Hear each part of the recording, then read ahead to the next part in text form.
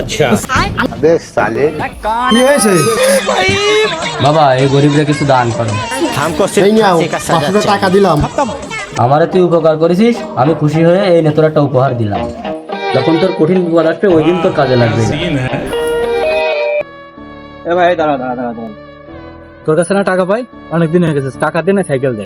দাঁড়া ভাই, আর 2 দিন সময় দে, তারপর দিবানো। এ ভাই তুই লাভ দিন, তুই সাইকেল ছাড়। আহারে, আজকে টাকার অভাবে সাইকেলটা হারালাম।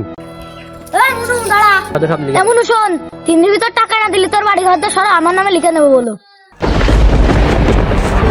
আল্লাহ, তুমি আমারে কি বিপদে করলে, এখন আমি কি করব?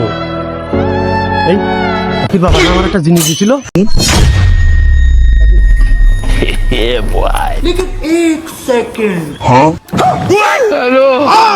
तेरी कहानी